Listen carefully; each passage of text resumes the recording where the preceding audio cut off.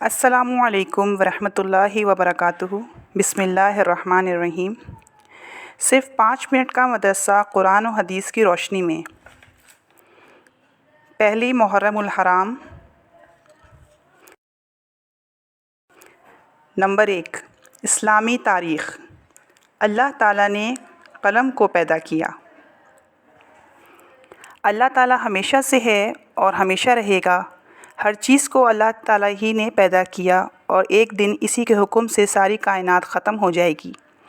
قرآن پاک میں اللہ تعالیٰ فرماتا ہے کہ ہر چیز ختم ہو جائے گی اور صرف آپ کی عزت و بزرگی والے رب کی ذات باقی رہے گی۔ سورہ رحمان آیت نمبر 26 تا 27۔ حضرت عبادہ بن صامت رضی اللہ تعالیٰ عنہ بیان کرتے ہیں کہ رسول اللہ صلی اللہ علیہ وآلہ وسلم نے فرمایا، اس دنیا کی تمام چیزوں میں سب سے پہلے اللہ تعالیٰ نے قلم کو پیدا فرمایا اور اسے لکھنے کا حکم دیا، تو اس نے عرض کیا، اے میرے رب، میں کیا لکھوں؟ اللہ تعالیٰ نے اسے قیامت تک کی پوری کائنات کی تقدیر لکھنے کا حکم دیا۔ حدیث ابو داؤد 4700۔ پھر اس نے اس وقت سے قیامت تک ہونے والی تمام چیزوں کو لکھ دیا۔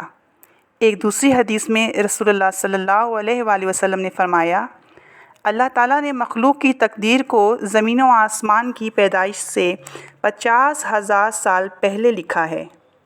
صحیح مسلم 6748۔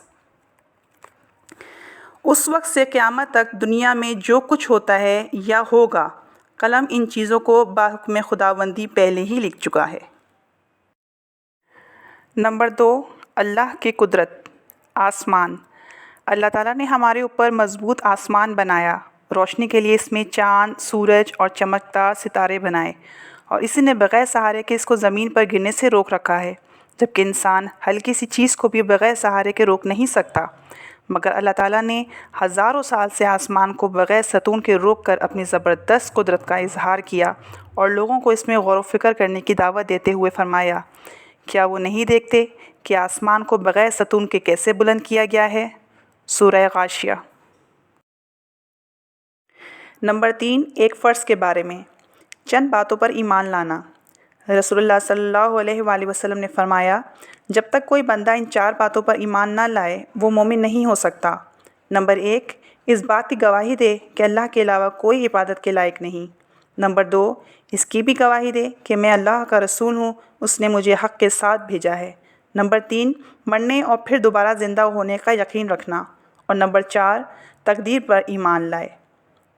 صحیح ترمذی 2145۔ نمبر 4، ایک سنت کے بارے میں۔ سنت پر عمل کرنا۔ رسول اللہ صلی اللہ علیہ وآلہ وسلم نے فرمایا، جس نے میری سنت سے محبت کی، یعنی اس پر عمل کیا، تو اس نے مجھ سے محبت کی، اور جس نے مجھ سے محبت کی وہ جنت میں میرے ساتھ ہوگا۔ صحیح ترمذی۔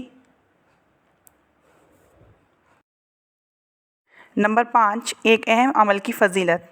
صبح کے وقت کی دعا پڑھنا۔ رسول اللہ صلی اللہ علیہ وآلہ وسلم نے فرمایا، جو شخص صبح کے وقت یہ پڑھے گا شام تک وہ شیطان سے محفوظ رہے گا۔ اعوذ باللہ السمیع العلیم من الشیطان الرجیم۔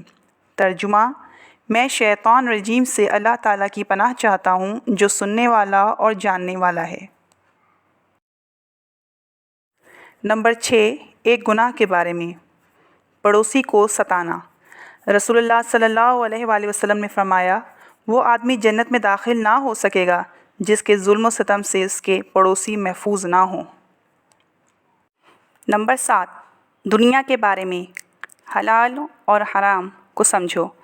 رسول اللہ صلی اللہ علیہ وآلہ وسلم نے فرمایا، عنقریب ایک زمانہ ایسا آنے والا ہے جس میں آدمی کو یہ بھی پرواہ نہ رہے گی کہ مال حرام ہے یا حلال۔ نمبر 8، آخرت کے بارے میں۔ قیامت میں مجرموں کی حالت۔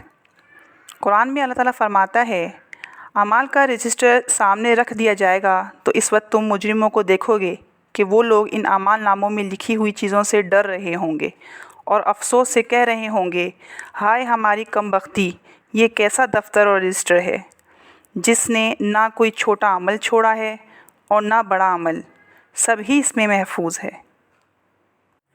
سورہ کہف آیت نمبر 49۔ نمبر 9، طب نبوی سے علاج۔ علاج تقدیر کے خلاف نہیں۔ حضرت ابو خزیمہ رضی اللہ تعالیٰ عنہ بیان کرتے ہیں کہ ایک شخص نے رسول اللہ صلی اللہ علیہ وآلہ وسلم سے عرض کیا، اے اللہ کے رسول، ہم لوگ جو جھاڑ پھونک اور دوائیوں کا استعمال کرتے ہیں اور پرہیز کرتے ہیں تو اس سے تقدیر الہی کے مخالفت تو نہیں ہوتی؟ رسول اللہ صلی اللہ علیہ وآلہ وسلم نے فرمایا، یہ بھی تقدیر الہی ہے۔ نمبر 10، قرآن کی نصیحت۔ قرآن میں اللہ تعالیٰ فرماتا ہے، یہ کلام بڑے رحمان اور نہایت رحم کرنے والے کی طرف سے نازل کیا گیا ہے۔ یہ ایک ایسی کتاب ہے جس کی آیتیں صاف صاف بیان کی گئی ہیں۔ ایسا قرآن ہے جو عربی زبان میں ہے، ایسے لوگوں کے لیے ہے جو سمجھدار ہیں۔ یہ قرآن خوشخبری دینے والا اور عذاب سے ڈرانے والا ہے۔